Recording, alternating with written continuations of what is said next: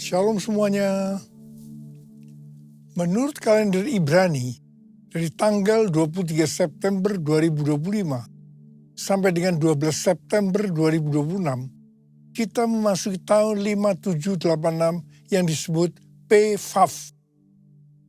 PFAF itu artinya 86. Angka 80 menggambarkan mulut. Huruf FAF mewakili angka 6. Huruf FAF memiliki bentuk seperti paku atau kait penghubung. Dalam Alkitab, huruf FAF sering dipakai dalam kata penghubung dan. Seperti yang terdapat dalam Kejadian 1 ayat 1. Pada mulanya Allah menciptakan langit dan bumi. Jadi huruf FAF ini menggambarkan terhubungnya Allah dan umat manusia dalam sebuah perjanjian, covenant. Saya percaya sebagai umat perjanjian, hari-hari ini kita harus semakin terhubung dengan Allah, makin intim dengan Dia. Angka 6 berbicara tentang manusia, karena Tuhan menciptakan manusia pada hari ke-6. Kejadian 1 ayat 26 sampai 31. Jadi angka 6 seperti menggambarkan upaya atau kekuatan manusia. Saya percaya melalui pengertian tahun 5786 atau PFAF, Tuhan menuntun kita untuk sampai kepada penyelesaian amanat agung 2033. Saya akan mengingatkan bahwa goal kita menjadi orang percaya sesuai dengan Roma 8 ayat 29 adalah menjadi serupa dengan gambar Yesus. Artinya kita harus menjadi murid Tuhan Yesus. Sesuai dengan 1 Yohanes 2 ayat 6. Siapa yang mengatakan bahwa ia tinggal di dalam Dia, ia wajib hidup sama seperti Kristus telah hidup. Kalau kita hidup sama seperti Kristus telah hidup, maka kita akan menjadi serupa dengan gambarnya, yaitu murid Tuhan Yesus. Tugas utama kita sebagai murid Tuhan Yesus tanpa melihat profesi kita sesuai dengan Matius 28 ayat 19 dan 20 adalah menjadikan semua bangsa murid Tuhan Yesus yang artinya menyelesaikan amanat agung. Salah satu jawaban Tuhan Yesus ketika ditanya oleh murid-muridnya tentang tanda kedatangannya dan tanda akhir zaman terdapat dalam Matius 24 ayat 14 yang berkata, dan Injil kerajaan ini akan diberitakan di seluruh dunia menjadi kesaksian bagi semua bangsa. Sesudah itu barulah tiba kesudahannya. Dengan perkataan lain dikatakan bahwa kalau amanat agung sudah selesai, maka sesudah itu Tuhan Yesus datang. Kata sesudah itu artinya tidak ada yang tahu kapan. Bisa 1 hari, 1 minggu, 1 bulan, 1 tahun, atau beberapa tahun. Yang jelas tidak akan lama. Sebab Tuhan Yesus berkata, Aku datang segera. Jadi kalau Tuhan Yesus berbicara kepada banyak organisasi dan aliran kekristenan yang mereka yakin bahwa goal untuk menyelesaikan amanat agung tahun 2033, itu tidak berarti bahwa Tuhan Yesus pasti datang tahun 2033. Itu tidak alkitabiah. Tetapi kalau dikatakan tahun 2033 itu Tuhan Yesus bisa datang, itu alkitabiah. Sebab kedatangannya bisa sewaktu-waktu. Yang jelas Tuhan Yesus berpesan sangat kuat kepada kita. Waktu kedatangannya sudah sangat dekat. Kita harus makin sungguh-sungguh dengan Dia. Hosana, Hosana, datanglah Tuhan Yesus. Hosana, Hosana, ku merindukanmu.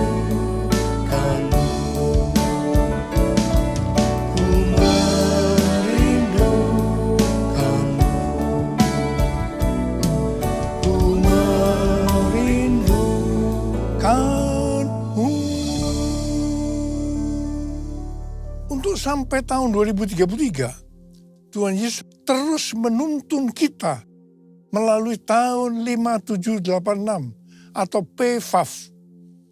Tuhan berpesan kepada kita untuk yang pertama, perhatikan mulut. Angka 80 menggambarkan mulut. Memasuki PFAF atau 86, kembali Tuhan mengingatkan tentang mulut. Mulut harus dipakai untuk lebih banyak memperkatakan hal-hal surgawi ketimbang tentang hal-hal duniawi. Mulut kita harus dipakai untuk memuliakan Tuhan, menjauh dari segala kejahatan, dan saling membangun. Efesus 4 ayat 29 berkata, janganlah perkataan kotor keluar dari mulutmu, tetapi pakailah perkataan yang baik untuk membangun, di mana perlu, supaya mereka yang mendengarnya beroleh anugerah. Tuhan Yesus berkata dalam Matius 12 ayat 36 dan 37, aku berkata kepadamu, setiap kata gegabah yang diucapkan orang akan dipertanggungjawabkannya pada hari penghakiman. Sebab menurut ucapanmu engkau akan dibenarkan, dan menurut ucapanmu pula engkau akan dihukum. Saya ingatkan bahwa kita harus berhati-hati dengan mulut kita. Juga dengan apa yang kita ketik. Apakah itu hoax atau ujian kebencian, supaya jangan kita dihukum. Tuhan Yesus mengingatkan dalam Yohanes 8 ayat 43 dan 44, supaya jangan berdusta. Iblis adalah pendusta dan bapa dari segala dusta. Jadi kalau kita sering berdusta, itu berarti bapak kita adalah iblis. Orang yang sering berkata bohong, dia akan terus berbohong untuk membuat ceritanya sepertinya benar dan masuk akal. Orang yang seperti ini akan berurusan dengan Tuhan.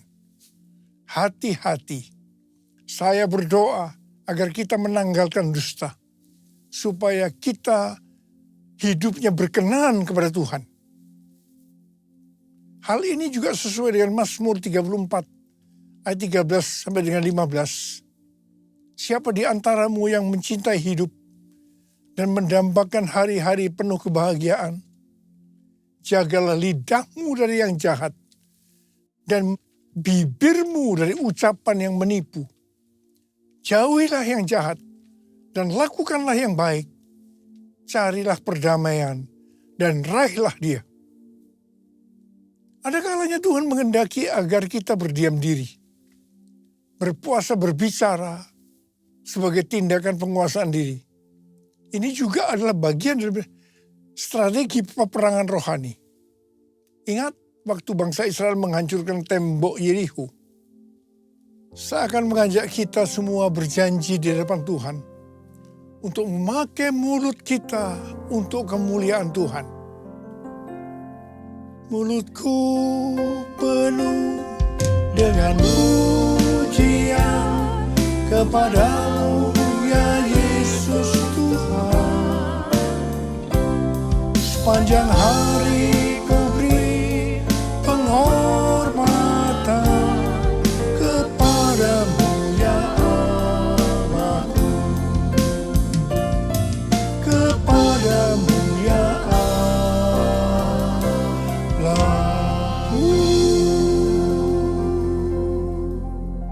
huruf Vav yang mewakili angka 6 memiliki bentuk seperti paku atau kait penghubung.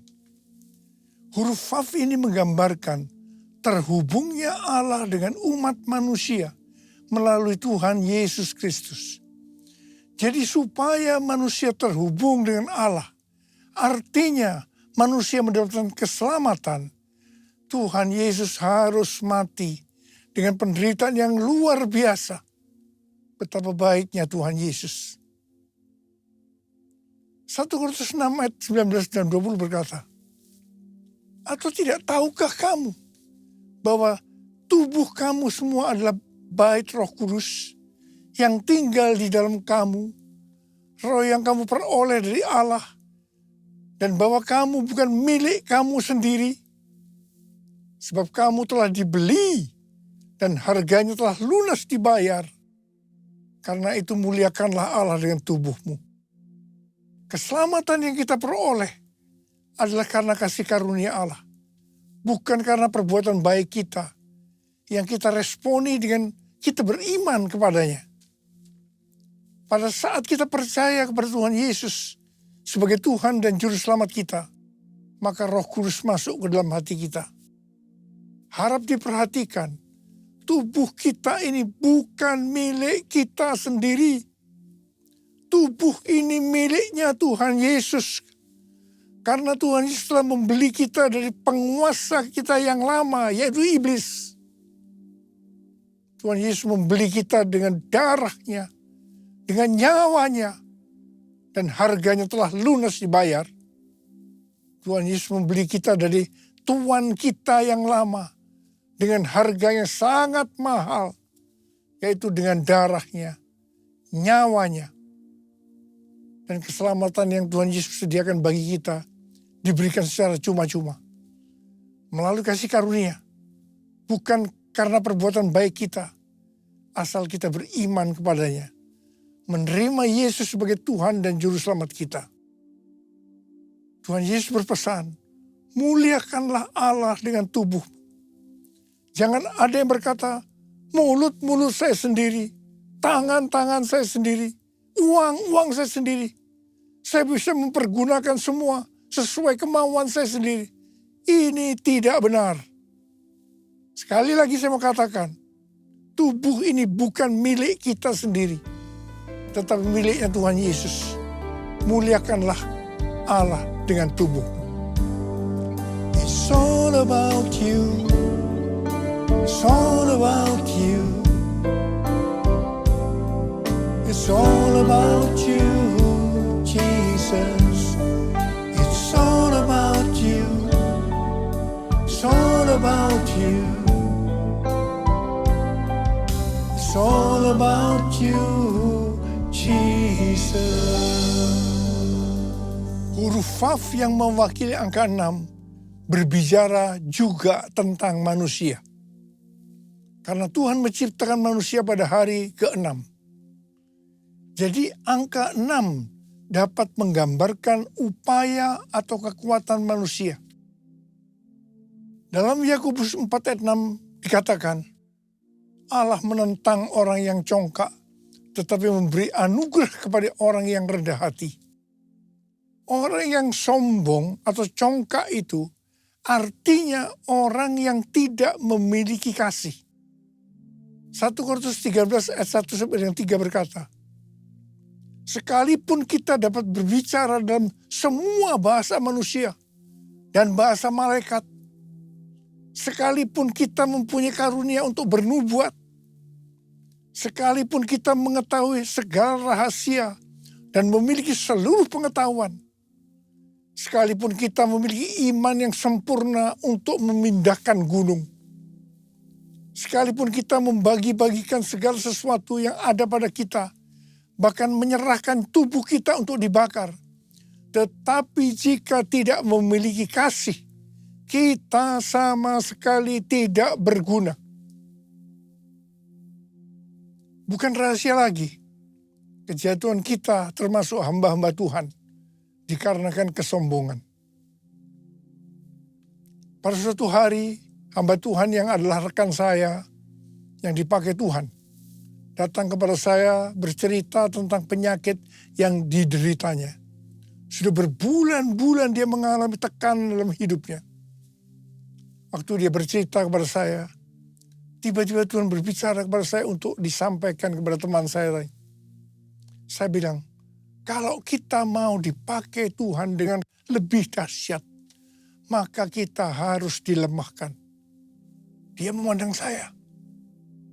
Dan sambil menunjuk kepada saya, dia berseru dengan suara keras, yes, yes, yes. Ini berarti dia sudah mendapat jawabannya. Sebetulnya kata-kata yang Tuhan berikan kepada saya, ini adalah pengalaman dari Rasul Paulus. Kesaksian Rasul Paulus dalam 2 Korintus 12 ayat 1 sampai dengan 10. Bahwa dia diangkat ke surga tingkat 3 atau Firdaus. Dia mendengarkan kata-kata yang tidak terkatakan, yang tidak boleh diucapkan manusia. Ini pernyataan yang luar biasa. Supaya jangan sombong dengan pengalaman yang luar biasa ini. Dia diberi duri dalam daging. Yaitu utusan iblis yang menghantam dia. Rasul Paulus sudah 3 kali minta kepada Tuhan untuk dilepaskan dari ini. Namun jawaban Tuhan, cukuplah anugerahku bagimu. Sebab justru dalam kelemahanlah kuasaku jadi sempurna. Rasul Paulus menerima dengan rela untuk dilemahkan. Dia bilang, aku senang dan rela dalam kelemahan.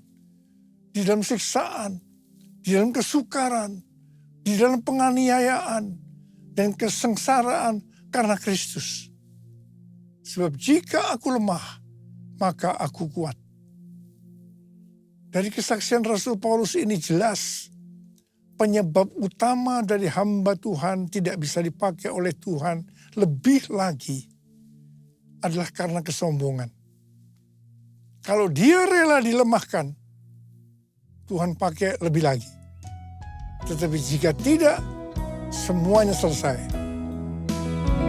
I bless your name, I bless your name, I give you honor, give you praise. You are the life, the truth, the way. I bless your name, I bless your name, I bless your name, I bless your name. Tahun 2000, saya mengalami tekanan berat dalam pelayanan saya.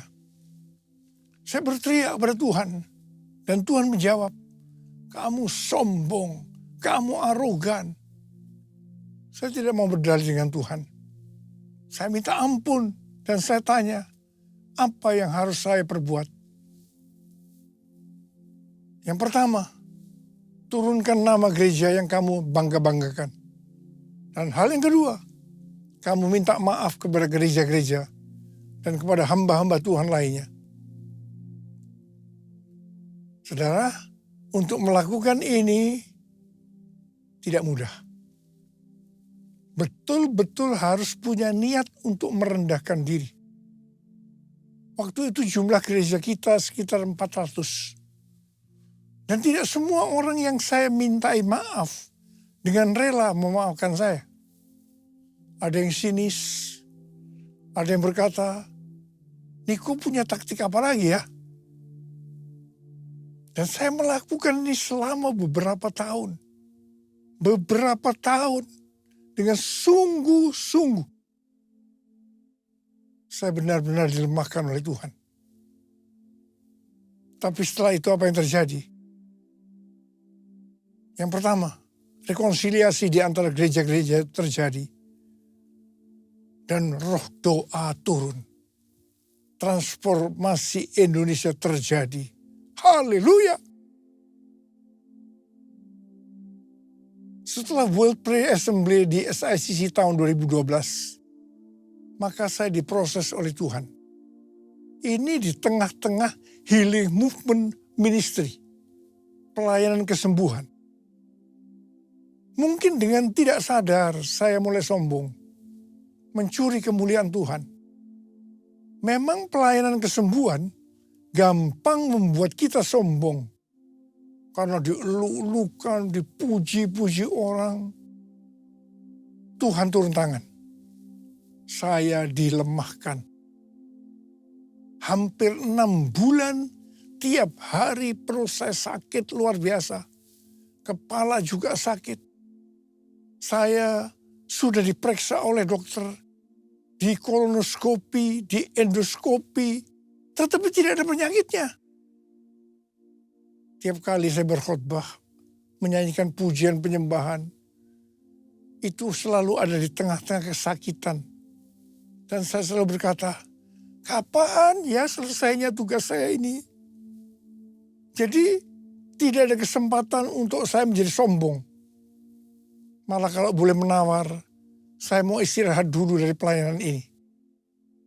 Tapi tidak bisa, karena Tuhan terus menyuruh saya, terus melayani. Setelah 6 bulan saya diproses seperti itu, pada tahun 2013 saya disuruh Tuhan untuk mendeklarasikan Pentakosta ketiga. Haleluya! Saya percaya kalau saya tidak dilemahkan, pasti pelayanan saya tidak mencapai 13 tahun dengan 318 kali pelayanan yang kebanyakan di lapangan-lapangan. Terima kasih Tuhan. Tuhan Yesus baik. Pada tahun-tahun terakhir ini, pelayanan saya banyak untuk global.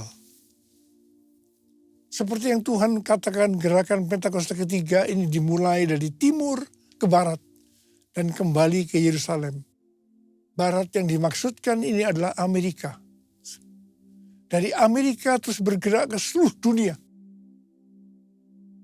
Tahun 2017, saya diperkenankan oleh Tuhan untuk berdoa di tempat doa yang namanya Capitol Hill di Washington DC. Ini seperti gedung DPR, MPR-nya di Indonesia. Capitol Hill ini tempat yang unik. Karena setiap kali Presiden Amerika yang terpilih pada saat pelantikannya, tempatnya di balkon di Capitol Building. Untuk menuju balkon itu harus melewati tempat doa Capitol Hill ini. Dengan dipimpin oleh istri senator senior, kami 8 orang diperkenankan berdoa. Pada saat berdoa, Ibu Christina Fargnimela mendapat penglihatan. Dia melihat ada kapal pesiar yang besar. Dan dia melihat di pantai ada saya pakai dasi kupu. Tetapi yang menarik, Ibu Christina melihat saya sangat kecil.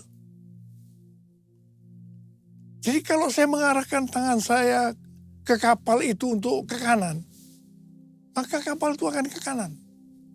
Kalau saya mengarahkan untuk ke kiri, maka kapal itu ke kiri. Tuhan memberi pengertian bahwa kapal itu berbicara tentang Amerika. Saya diberi tugas untuk mengarahkan Amerika untuk kebangunan rohani. Saya diperkenankan mengarahkan arah kapal itu selama saya kecil. Dengan berjalannya waktu, saya tidak sadar Niko yang kecil tadi berubah menjadi besar. Saya tidak sadar karena diberi pengertian kalau saya terkenal besar, orang akan lebih mudah menerima arahan saya. Sebagai informasi, saya diberi penghargaan dalam tanda petik lewat Amerika, jumlahnya 11 macam penghargaan. Saya mungkin tidak sadar bahwa ini membuat saya, kepalanya ikut jadi besar. Penghargaannya tidak salah. Yang salah adalah saya dalam merespon penghargaan itu. Akhirnya Tuhan turun tangan. Saya harus dilemahkan supaya menjadi kecil. Ini prosesnya. Hari Jumat tanggal 22 Agustus 2025, Ketua Umum dan Ketua 1 Joseph Gad datang ke Sentul menemui saya, yang salah satunya mengingatkan saya harus hadir tanggal 23 September 2025 di Amerika untuk peresmian Joseph Gad Niko Nyoto Raharjo Global Prayer Center. Saat itu kondisi saya sudah kurang baik. Hari Sabtu tanggal 23 Agustus 2025, saya lemas dan jatuh disebabkan karena NaCl atau garam natrium saya rendah. Saya masuk rumah sakit, tetapi puji Tuhan, karena kemurahan Tuhan, saya tidak mengalami cedera. Tindakan saya yang pertama, saya datang kepada Tuhan. Minta ampun. Dan kemudian saya minta, mohon tuntunan Tuhan. Dan ini tuntunan Tuhan pada saya waktu itu. Yang pertama, saya disuruh membatalkan ke Amerika. Yang kedua, saya disuruh menurunkan nama Niko Nyoto Raharjo di Global Prayer Center Church of God. Karena itu akan mencuri kemuliaan Tuhan. Dan yang ketiga, saya juga disuruh membatalkan pelayanan-pelayanan besar lainnya. Saya bilang sama Tuhan, Bapak, saya akan taat. Ampuni hamba-Mu ini yang tidak peka. Biar hamba-Mu kembali jadi kecil.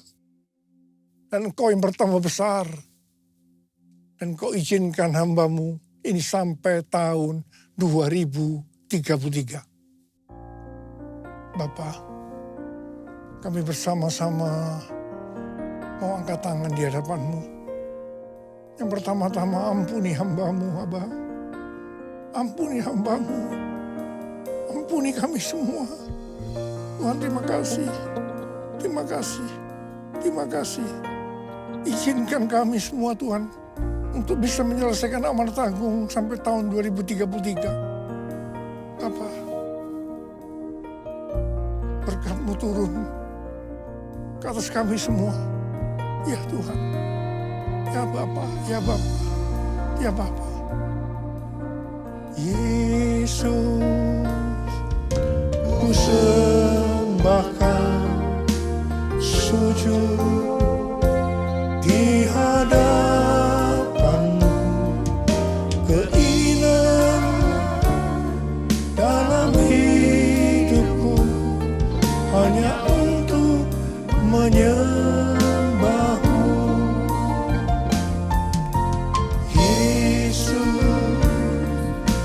Sembahkan sujud di hadapan-Mu, keinginan dalam hidupku hanya untuk menyembah-Mu,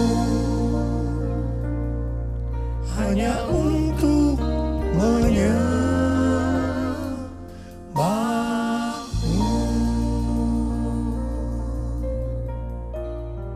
Terima kasih, Abah. Terima kasih. Terima kasih. Dalam nama Yesus. Amin.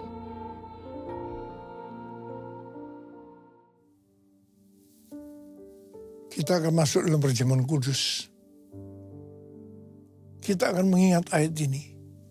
Sebab setiap kali kamu makan roti ini dan minum cawan ini, kamu memberitakan kematian Tuhan sampai Ia datang. Perjamuan kudus adalah perjamuan Tuhan Yesus sendiri. Setiap kali kita masuk dalam perjamuan kudus, Tuhan Yesus selalu berkata, biarlah ini menjadi peringatan akan daku. Karena itu mari, arahkan hati kita kepada kebaikan Tuhan. Kita akan mengingat kebaikan Tuhan. Supaya kita lebih mengasihi Tuhan Yesus.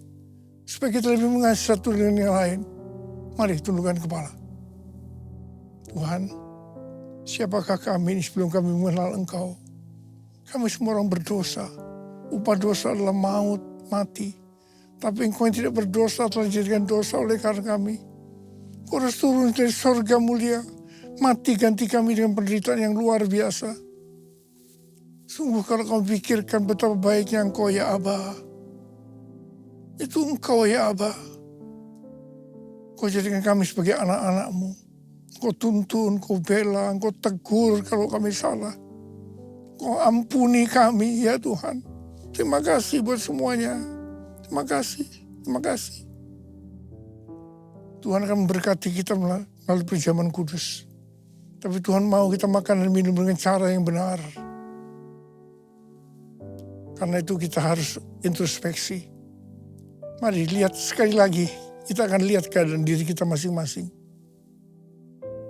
Kalau ada dosa yang Tuhan ingat, kita langsung datang. Minta ampun. Minta ampun. Supaya diberkati oleh Tuhan. Ampuni kami Tuhan. Ampuni. Makasih Abah. Kami akan masuk dalam perjamuan kudus dengan hati yang penuh ucapan syukur. Dalam nama Yesus kami berdoa. Amin. Mari. Angkat roti di tangan kanan kita tinggi-tinggi. Sebab apa yang telah kuteruskan kepadamu telah aku terima dari Tuhan. Yaitu bahwa Tuhan Yesus pada malam waktu ia diserahkan mengambil roti. Dan sesudah itu ia mengucap syukur atasnya. Ia memecah-mecahkannya dan berkata, inilah tubuhku yang diserahkan bagi kamu. Perbuatlah ini menjadi peringatan akan aku. Saudara kasih Tuhan, bukankah roti yang kita pecah-pecahkan ini adalah persekutuan kita dengan tubuh Kristus? Mari kita makan dalam nama Yesus.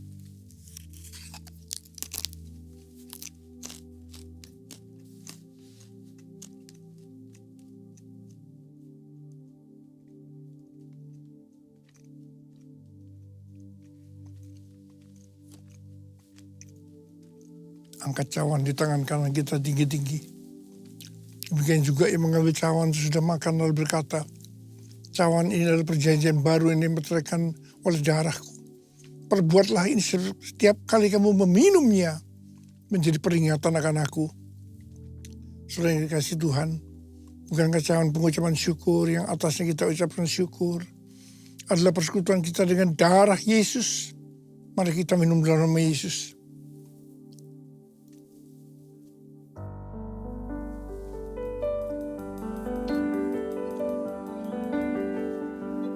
Ucapan syukur dan terima kasih dengan suara. Jangan diam. Tuhan terima kasih ya Tuhan. Tuhan terima kasih ya Tuhan. Terima kasih ya Tuhan. Terima kasih. Urialala makana mayara lama. Urialala bara. Yesus.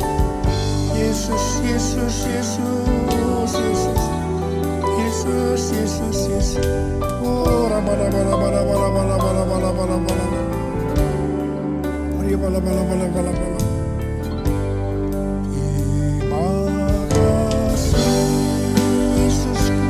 Terima kasih Yesusku.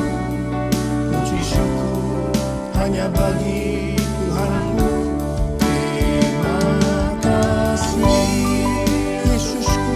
Terima kasih Yesusku, puji syukur hanya bagi Tuhanku. Terima kasih Yesusku, terima kasih Yesusku, puji syukur hanya bagi Tuhanku.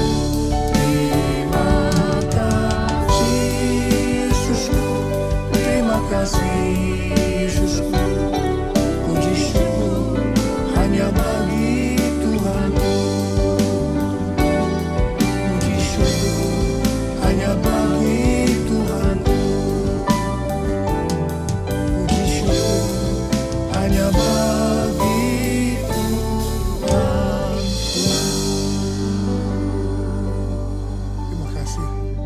Terima kasih Abah. Terima kasih. Sekarang terima berkat Tuhan. Kasih karunia berlimpah-limpah daripada Allah Bapa di dalam Anak yang tunggal Yesus Kristus. Persekutuan yang manis dengan Roh Kudus menyertai kita semua. Mulai hari ini sampai Tuhan Yesus datang menjemput kita di awan-awan. Dan bahkan sampai selama-lamanya. Yang percaya bersama-sama katakan, amin.